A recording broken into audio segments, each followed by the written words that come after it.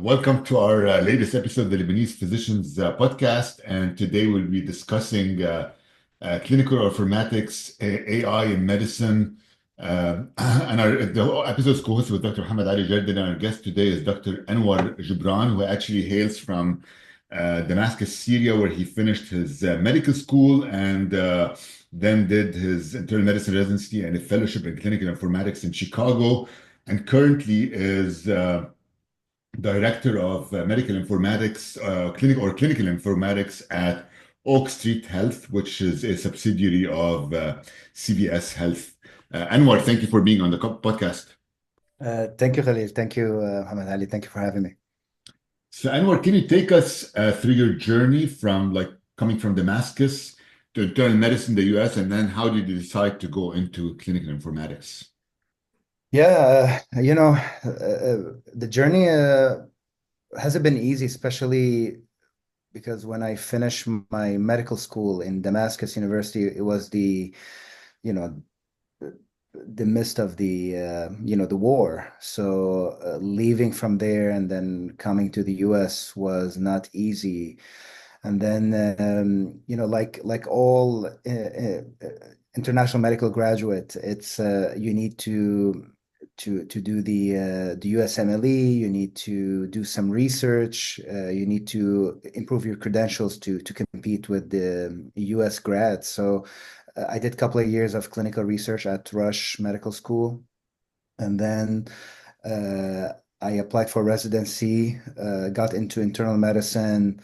Then, while doing internal medicine, we had Cerner medical records, and it was really interesting. Coming from Damascus University, it was mainly paper-based, and then going into more, electronic health records. You see all the interesting stuff they do, and you see all the challenges as well. So I became part of a couple of working groups to work on certain projects. And then in my third year, I applied for, there was a hackathon between American College of Physicians and MIT Hacking Medicine. And they had a week-long hackathon. We applied, we created an app prototype about workflow optimization. And then actually our project won the MIT competition. So to me, that was a very interesting moment that really gave me a perspective on there's a world out there called clinical informatics, health IT, that is super interesting. And but it was a bit too late in my fellowship application cycle. I didn't know until the end of third year. So I worked for a year in Michigan at Beaumont healthcare system, and then I applied for the informatics fellowship, and then I came back to Chicago at the University of Illinois, Chicago. Did 2 years fellowship, and then started with Oak Street Health, which at that time it was being acquired by CVS. And since then, I've been with them. Now it's almost 2 years, working on very interesting projects. That's quite a journey. That's quite a journey, Anwar. Is it typical for graduates from Damascus to go to the U.S.? I know a lot of people who go to Germany or Mm. Europe. Why did you choose the U.S. out of all the places you could have gone to? Yeah, it's not the majority of the graduates, but it's a good chunk of graduates, and there's unfortunately the war and COVID, and then Trump, in 2016 kind of stopped the flow. But in general, there's always 5 to 10% of the graduates from Damascus Okay. University, they go to the US. And did you have a mentor or someone helping you in this journey? Yeah. So my uncle, you know, uh, 15 years earlier came from Damascus, and he's an interventional cardiologist in Chicago. So that's why I came to Chicago. But you see the filtering of the graduates from Damascus University. If you're interested in more surgical specialties, you go to Germany. Okay. If you're interested in more internal medicine, kind of neurology, stuff like that, you go to the US, or you go to France, and then the majority they stay, or they go to Saudi Arabia, Khalij, you know.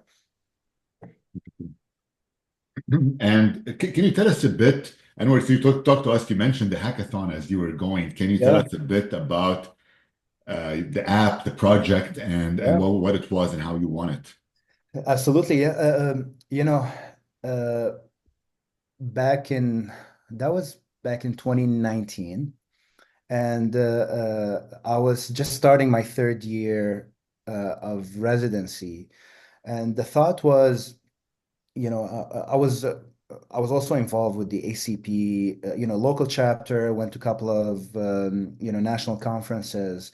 And there was a lot of talk about how to make workflows for a physician more efficient. The main issue we were tackling is when you're in the inpatient setting and you're trying to see, like, you round on your patient in the morning, and then you collaborate with other stakeholders like nurses, social worker, to see who's the patient is ready for discharge. However, the communication, you need clearance from specialists, you need clearance from other social worker if they're being discharged into rehab facility or home. So you need a lot of coordination to make sure the discharge is timely. And in the US, they follow the hotel checkout. So if you don't discharge after before if you don't decide to discharge before 12 p.m., they mostly stay, and then they stay to the next day. So the main idea was how to make the coordination easier, faster, the communication faster, to make that discharge decision earlier, so they don't end up staying, because each day of length of stay would cost the hospital a lot of money. And even decreasing length of stay by 1 hour, it over hundreds and thousands of patients, it will save the hospital a lot of money. So that was the main idea. We created a platform to improve communication, try to see each, let's say the patient has a surgical team on, has a cardiology team on, they have a social worker, they have community health worker, nurses, all those, they need to kind of sign off. The patient is ready to be discharged from our standpoint. To communicate the old way, you need to page the doctor, get the information back. You need to wait to see an epic to see the order placed. And each team, they round in a separate time. So let's say surgery, they round 5 a.m. Cardiology or infectious disease, they round 2 p.m. after they finish presentation. So we're trying to organize all that, and we created that kind of a check. It was a simple checklist platform. You do the whole signing off, and then everybody, it's visible for everybody, and then make it faster, and the communication between the teams. And that was the app idea, and the prototype won because it was really needed, and we really proved the ROI, not only for clinical standpoint, but also financial to the hospital. So that was the kind of secret recipe, not too secret, but the interesting point that if you're creating a solution, the clinical impact and clinical outcome is not the only variable. You need to have a financial and impact and the business case. So it can be adopted by physicians and adopted by leadership. Nice, nice. And going into the hackathon, you didn't have like any coding experience, you didn't have any like clinical informatics experience, you just went in with this idea. Yeah, yeah. I was part of multiple working group to work in Cerner, but I didn't have no coding experience, no clinical informatics experience. I had no idea before that point that clinical informatics exists in terms of a specialty or subspecialty or a track by itself. So I just went, as a aspiring physician trying to solve a problem. Nice. Yeah, because like in the traditional residency model, there isn't like a rotation in clinical No, informatics or like a course on that. You just like stumble upon it like no, through your work no. We're experience. trying to push for it actually. While I was in fellowship, I worked with with the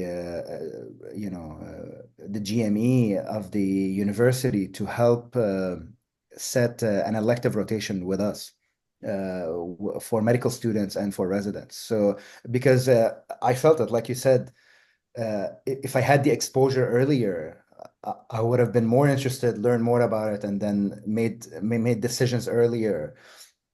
But for me, it's all good experience. But that's why we're trying to spread awareness about the field for even earlier medical students to learn more about it. Is your idea getting traction? Like, do you think it will be implemented soon? Yeah, we when I was a fellow, I had two residents and two students rotate with me for a month. Amazing. So yeah, we tried that, and actually, you will like this one. So my wife is from Morocco, and we through her connections, I was able to. That was my second year of fellowship. I was able to create an agreement with one of the major universities in Morocco, and then I took a few of my professors, informatics professors. We went there. We created a 3-day conference for medical students about informatics, and No way. that was the first informatics conference in North Africa for medical students. And actually we published about it in MedInfo in Sydney, Australia. Nice. And did that change? Because I think in the US, like you're doing informatics right day in, day out, and now it's increasing like in other parts of the world, but maybe Yeah. I don't know how it is in Morocco. Probably there's still a lot of paper charts, right? Yeah. Yeah. So A lot of people chart still only similar I mean, even the Gulf area, GCC area, you see electronic health records in major hospitals, but rural areas, small cities, small clinics, they're still paper-based. And unless there's a big incentive like the one that happened in the US back in 2010, the High-Tech Act, that was part of the the initiative done for economical recovery after the recession. They did a big push, and they gave bonuses to hospitals and doctors if you implement EHR. Yeah, under Obama. So unless there's something like this in other part of the country, there's no incentive to invest all this money. They have that in Saudi. I know, like for a fact, in the public sector, it's almost completely digitalized. They use multiple platforms and multiple. So they have like a platform for the medication, a platform for the EMR, a platform for the lab. But I think, from my understanding, in the public sector, it's all digitalized. And then in the big like cities in Saudi, the big hospitals, they've achieved a lot of digital maturity. There's a few hospitals with like HIM6. I know my hospital is even HIM7. Yeah. So they've really worked over the past 5 years on digital maturity in Saudi. I can't speak to other countries in the Gulf. Yeah, that's my experience. This is pretty good. But this naturally creates two challenges, which is one, there will be more disparities between wealthy big cities with access to great, HEM7 maturity, AI tools, stuff like that. And then rural area, there's still paper chart. And you see the health outcome disparities even widen. It's a problem in the US, even like in Chicago, you go to poor neighborhoods, the outcomes is pretty bad. And then the second thing, if you have multiple platforms, public-private combo, you'll create, over time more silos, and then data exchange will be a challenge. So this is also like another layer that the US is also struggling with, and that's why they created the TEFCA initiative, the Trusted Framework Exchange, to try to link all those silos they created over time. So with every solution, you see new challenges happening. Yeah, because with Epic, let's say super with interesting. Epic, you can access anywhere. Like it's like you can access chart. Yeah. But then if you have Cerner, then it's hard to Yeah. connect the two. I mean, you can, Yeah. but it's harder to connect the two. But my But question even for like you, Epic yeah, institution to institution doesn't speak to each other. So like Epic Michigan won't talk to like Epic. it does. So if I get a patient from California who used Epic, I can still access the charts actually from Yeah. California, even. But yes, that's true. But there's a lag time. Let's say they did something like last week, and But then they come yeah, to you. There's a lag time to get the data, and then second, you don't get all the data because you need to have certain APIs to bring the data in. But in an Epic ecosystem, yes, you have care everywhere. You get stuff, but uh, Epic is the dominant. They have 50 to 60% market share. But if you look at the 40%, the Cerners, Meditech, Athena, the other stuff, it's a big scramble. But they're heading the right direction. And to me, Saudi Arabia is kind of leading the way. I'm seeing a lot of great news. Yeah. And they're, it's a maturity process, but they're heading towards, they're doing good work. Yeah, so they have an initiative that they launched last year called Nafis, which is like the National Data Exchange Center. So whether you're public, private, doesn't really matter good. what EMR you use, they have like a unified coding system, and all of it feeds back to the central database. And for now, only like the Ministry of Health has access to that data, but the plan is for it to be shared with like all the payers and providers.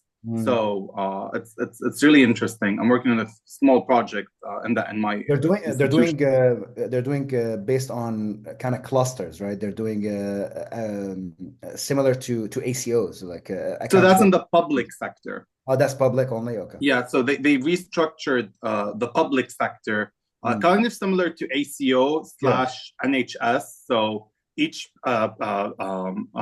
resident or national is assigned a primary care physician. And then there's a circle of secondary care and then tertiary care in your region. So that's the cluster. And if whatever treatment or modality you need isn't in part of that cluster, then you get referred to Riyadh, the central. Now they have a system where they refer you from the public sector to the private sector within your cluster. And if that need is not met, then they refer you to Riyadh. So they're working on like an algorithm for referrals. It's really something. It's really so I know I'm going to ask you this question. I'm going to open up a debate here. Yeah. Because you hear like with the advent of clinical informatics, EMRs. Yeah. I mean, of course, you're getting data is data, right? You're going to get a lot of data. It's going to be AI driven now and stuff like that. But then, like, you make the argument for doctors who are still on paper charts, and they tell you, you know what? It's such an easier life for us. Like right now, EMRs have made our life so bad. We spend most of our time like writing notes, whatever, which also may change over time. So what is the balance, I guess? And can you tell us a bit what's the benefit of EMRs, but what are the harms of EMRs too at the same time? Yeah. There's when in our first year of clinical informatics fellowship, they give us this famous case study that when they first started, it's called the CPOE. When this is when you start placing orders, and then they started that at Children's Hospital, and they found that mortality increases. So they went back and they looked at it, and they found that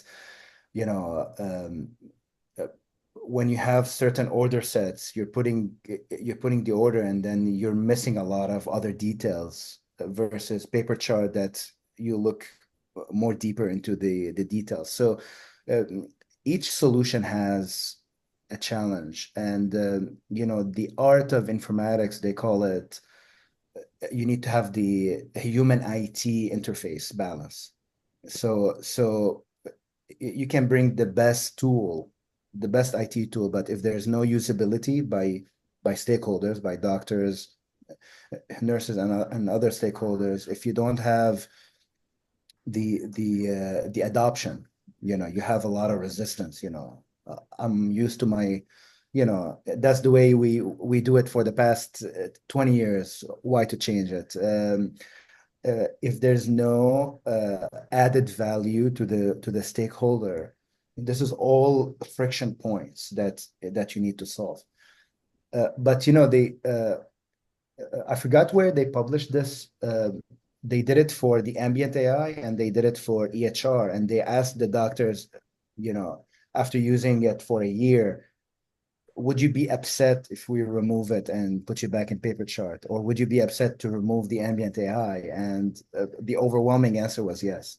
So maybe the learning curve is hard initially, but once you're used to the access and communication of EHR is so tough to go back to signing your own orders and put it for the clerk to fax it. It's very tough to do that.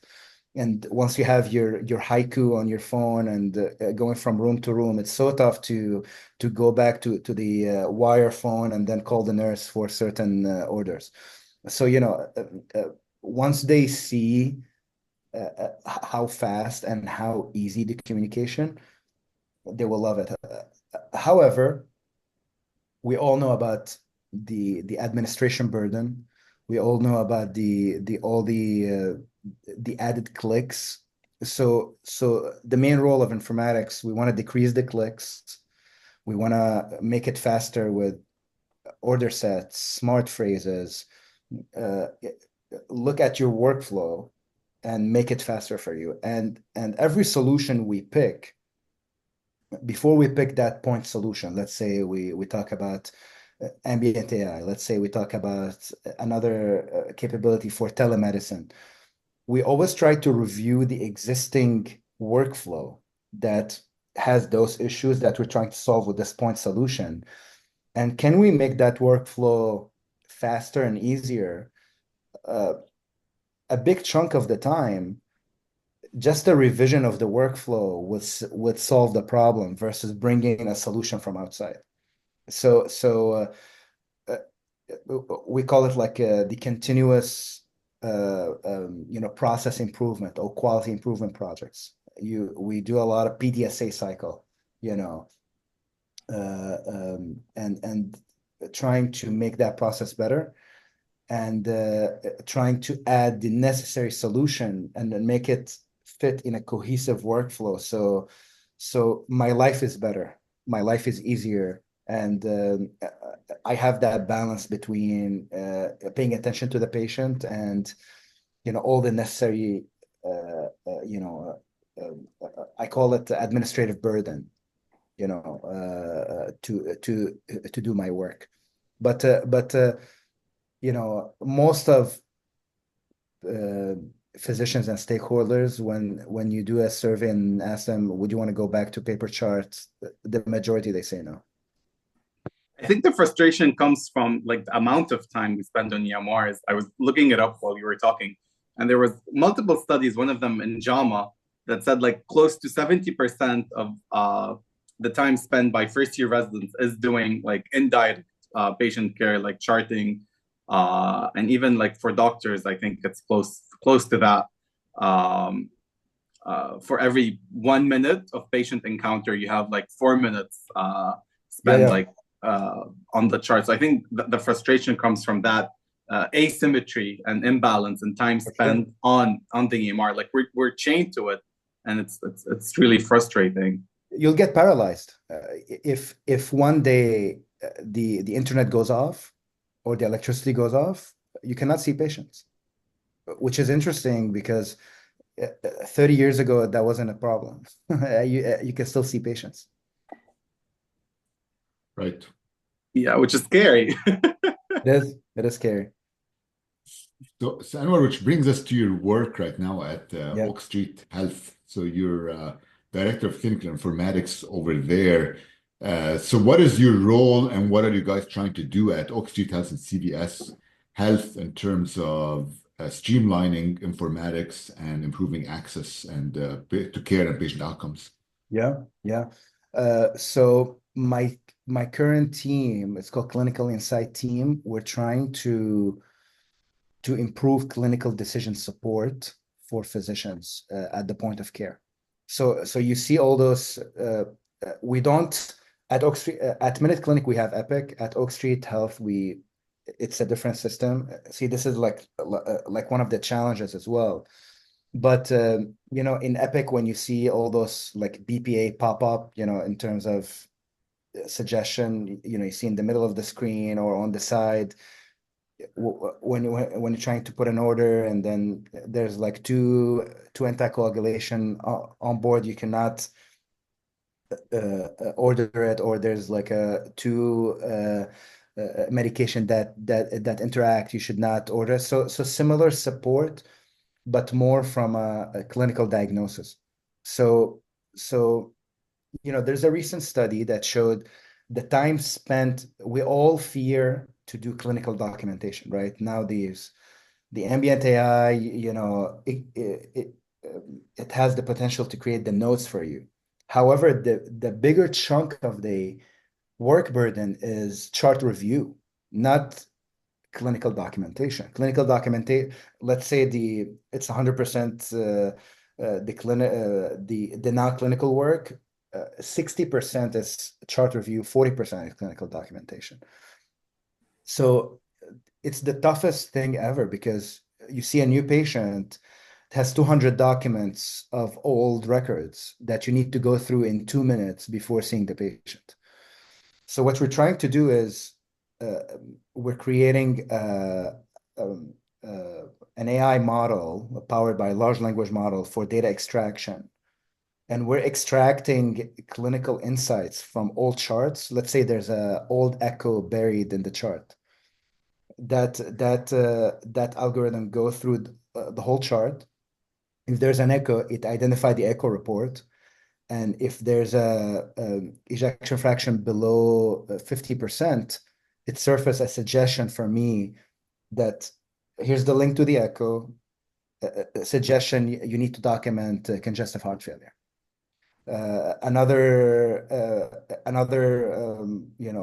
Like let's say there's an old CT of the chest, and then there's a sign of emphysema. I get a suggestion. Yeah, there's an emphysema on the CT. Here's the link to the CT, and we suggest that you document emphysema, so on and so forth, for all the major diagnoses. So that's what we're currently actively working on to improve clinical documentation and surface to the doctor all diagnoses that might be missed and might cause harm to the patient eventually. Are you building that in-house, or are you working with? Okay.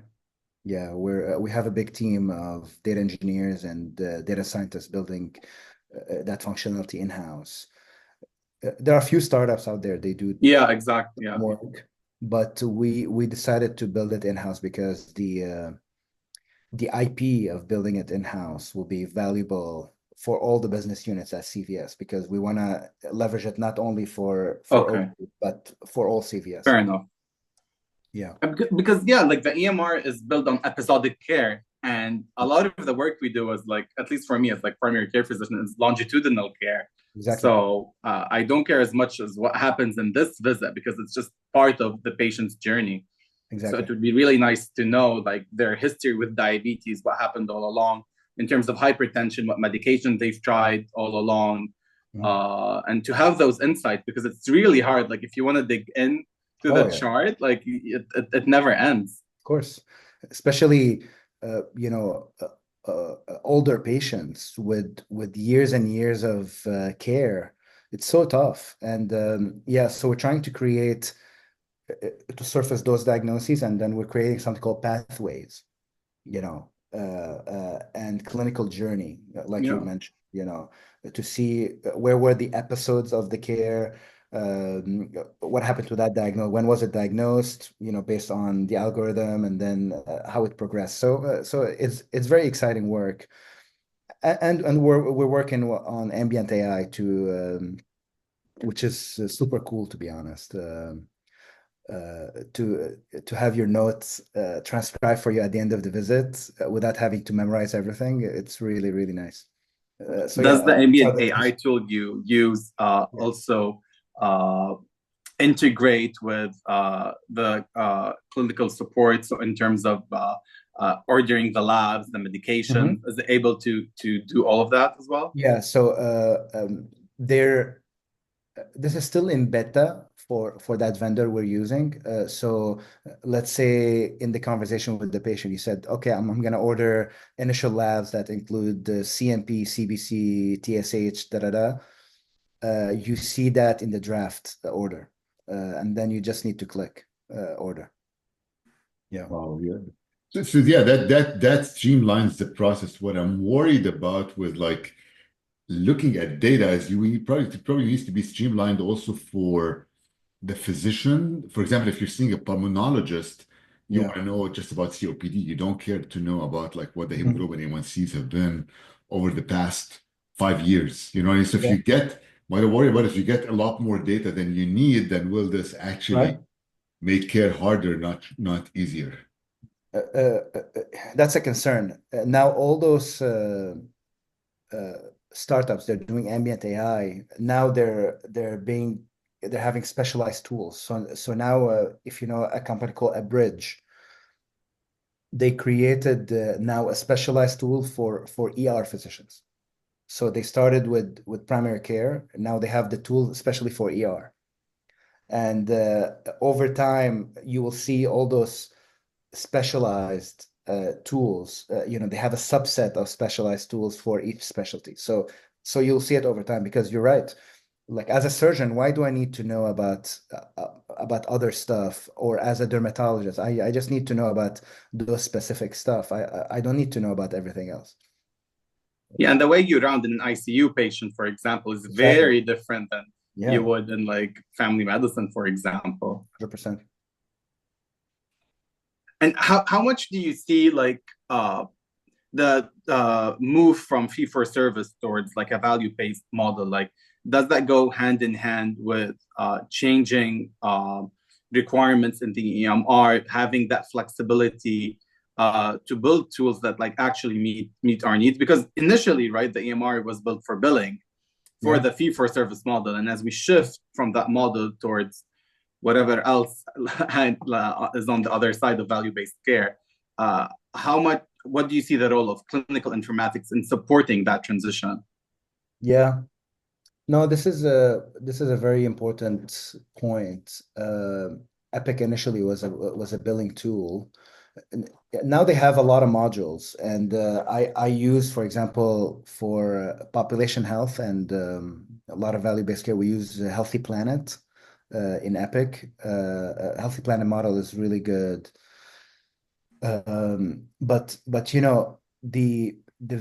when we say value-based care, to me, I always look back on the incentive and reimbursement because this is the kind of meat on the bone for value-based care. You can do your own initiative, for value-based care internally or as a system, but if there's no payment structure that supports it, there's no incentive.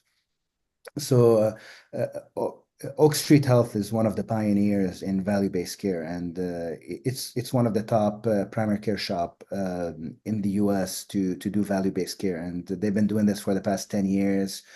We only do value-based care basically. We don't see fee-for-service patients, and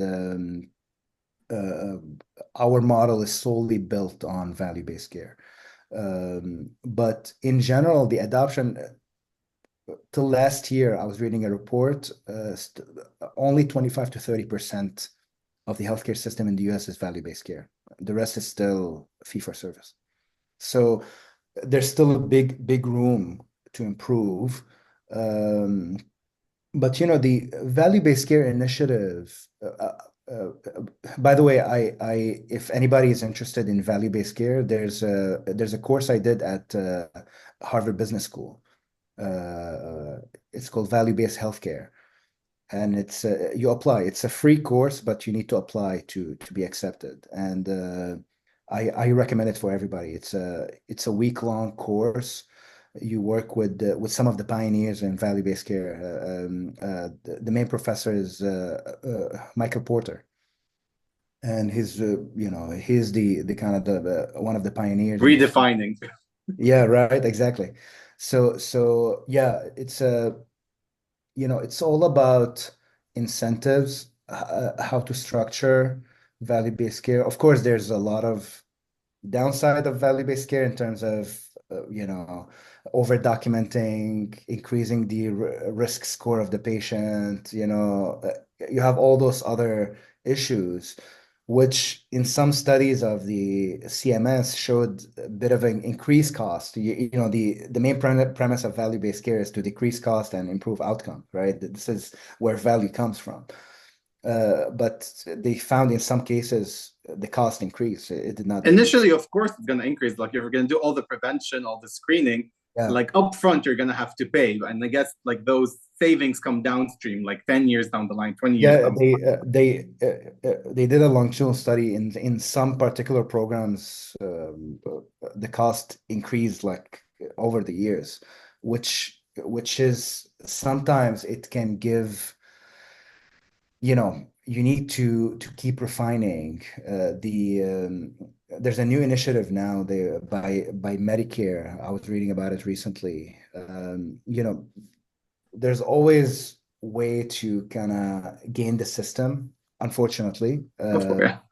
But yeah, like restructuring bundle payments, restructuring how to organize workflows around value-based care. But to me, it all starts from an initiative from a government or CMS or whatever public sector in Saudi, UAE, to have that initiative and then build the reimbursement model around it, and then trickle down into incentivizing the rest of the healthcare system to build around it to add value-based care. But if there's no like a big initiative, it's still individual efforts, but it's not going to be a big transformation. Yeah, my thinking is, I don't know if I'm wrong, but like I was going to ask you, what advice would you give like the Arab countries or the Middle Eastern countries as they embark on the journey? Because probably you learned stuff from the US, but my thinking was also too that maybe in the US there's so many markets and so many states with different laws that it's harder maybe to implement than if you have one market, one government, and you implement it that way. So I don't know, what are your thoughts? And I don't know what Muhammad Ali's thoughts are about Saudi Arabia. No, for sure. But like I said earlier, GCC, especially Saudi Arabia, with their Vision 2030, I think I read the whole, the framework PDF file. It's really interesting, and they learned a lot from the US, from NHS, and also they're trying to prevent a lot of mistakes that were done. But yeah, I think they're on the right track. You just need to have the expertise and the support to make it happen. But to me, at least the basis to move forward like this is you need to have this big initiative to make paper-based, to transform majority of that particular country, to at least build on top of that. But without that, it's all about, to me, from my standpoint, it's all about data. And from paper-based, it's so tough to extract data on a regular basis.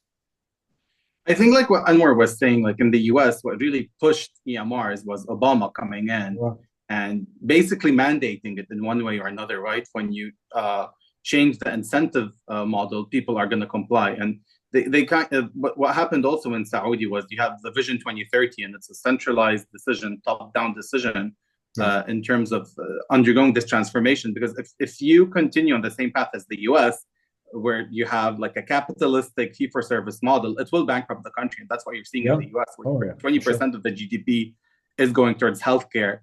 I think in most of the states, the biggest employer right now is healthcare, which is crazy. Like you have an economy based on people being sick and you're monetizing it. It's just not sustainable. And what is it? 20, 30% of people in the US declare bankruptcy from their healthcare bills. It's just not sustainable. So Saudi is being proactive and trying to prevent walking down that path, because you can throw all the money in the healthcare system, but if you don't address the social determinants of health, economic determinants of health, the behavioral determinants of health, you can have the biggest healthcare system in the world, and if your people their baseline is sick and they have unhealthy behaviors, no matter how much money you throw at the system, you will not solve it. So I think that's what they're trying to avoid in Saudi and UAE is you cannot just throw all your money. You have to spend it wisely, and you have to move from this fee for service. Obviously, there will be challenges along the way to achieve value-based care, and no one knows what like value-based care looks like. Like everyone's trying to figure out at the same time, but they're trying different things at the same time, seeing what sticks and learning, like Anwar said, from the mistakes of the US, which is just an unsustainable path, honestly. Agree. No, you know, I think in terms of foundation, having something between UK and the US would be ideal. You don't want to be silos, all private like the US with CMS in the middle and having to balance all those stuff, nor having NHS style, which is all depending on the government, and the cost will also skyrocket. So you need to have something in the middle. And I think they're doing that, having clusters plus private. I think that's a good balance. And it really helps when you're building it like ground up, especially in the public sector, how like you're structuring it. They give like an analogy of like what happened in Africa, right? They just skipped the telephones and like straight to mobile phones, everyone, and like 3G and 4G and all of that. So sometimes it helps to be able to skip, and hopefully like other countries will be able to apply that model, right? So hopefully there will be lessons learned from the Gulf to apply to other countries in the Middle East, such as Lebanon, Syria, like our home countries. We didn't even like address that, but in terms of like their digital maturity, so much work to be done. But hopefully with like the political situation stabilizing, hopefully there will be like some opportunities to step in and work in those like value-based care spaces and build something new. Agree. The market in Syria, really needs, we don't have I would say the majority of these systems. Public sector, it's all paper-based. Majority of private hospitals, they're still paper-based. There was some, shy initiatives over the past 5 years to digitize some of the work, but the platform is pretty, simple, pretty basic. I think hopefully now, if there's a focus on improving healthcare sector, that basic initiative. But to us, when we think about this, you need to have the basics in place. Even like we don't even have electricity. We don't even have internet, consistent. So, you need to have those base, from the US perspective, I'm talking about GCC, you need to have electronic health record as basics. And from GCC to Syria, Lebanon, you need to have electricity as basics. So it's mass loss permits, different right? levels, Yeah, exactly. I think one of the things too, I mean, we're gonna try to wrap it up, but one of the things I think that is also happening in the US, which affects it, is like you have one secretary of HHS, then a new administration comes, then you go into a completely different direction. So I think that puts things behind significantly. Like now we have a major change, obviously, but yeah. We can all agree some political stability is good. Exactly. No, to me, there should be, like let's say the US, there should be some issues that are, non-partisan, like healthcare, investment in AI, investment in proper infrastructure, stuff like that. This should, Democrat, Republican, they should agree on those basics. So regardless of the administration, we're pushing in the right direction. But if if it's so polarized, they're not even agreeing on basics. It's a big problem, you know. Right, right. So where do you see, Anwar, just to finish, I think we've talked for a while. We can keep going Yeah, for another five we'll hours have if you part want two. We'll to. have part two. This was very But stimulating conversation. great work from your point and from your standpoint. And where do you see healthcare heading in the next 5 years in terms of like in the informatics space? And I think the big thing is probably like AI infiltrating into the system. Yeah, yeah, 100%. We always ask this question. I want to plug in. We have a. I'm leading a panel at HIMSS conference in March in Las Vegas. I encourage everybody to, if you're interested in health IT, HIMSS conference, HIMSS Global Conference is one of the top conferences you need to attend. Um, so in we're asking that same question, like how would healthcare look like in 2030 or 2040? To me, it's two areas that I think will be really disrupted. Where we deliver the care and how we deliver the care. Where we deliver the care, we're circling back into more home-based care for a lot of the stuff. In addition to telemedicine, now there's a big initiative in the US. And this initiative has been, in Australia, in France, and in other major countries for years and years. But in the US, they started doing that during COVID, which is a hospital at home. So you get the patient, if you risk stratify the case, too complex or low complexity, severe or mild, and if low complexity and mild but needs admission for a few days, you admit them at home, and you make the home more tech enabled. You bring a tablet, you bring internet connection, nursing visits twice a day with doctors and other specialty checking in through the tablets, and you're delivering the food, delivering the medication, like a whole ecosystem at home to free up capacity for more complex cases in the hospital.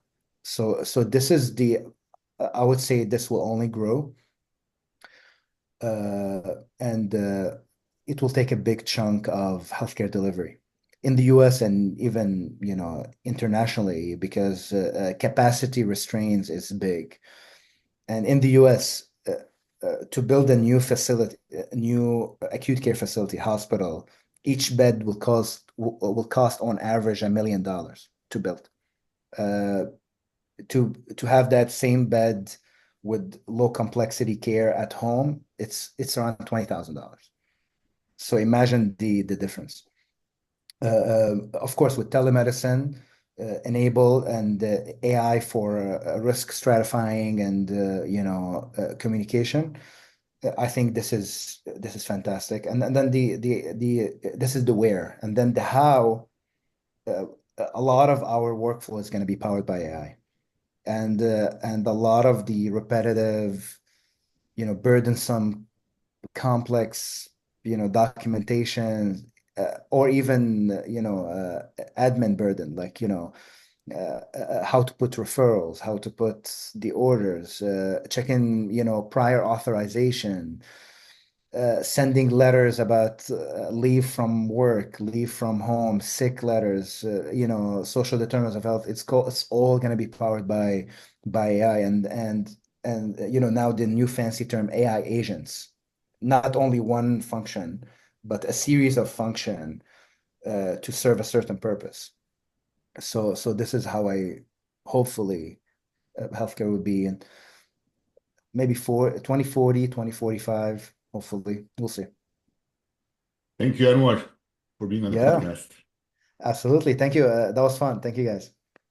We'll have you again for part two. Promise. Yeah, looking forward.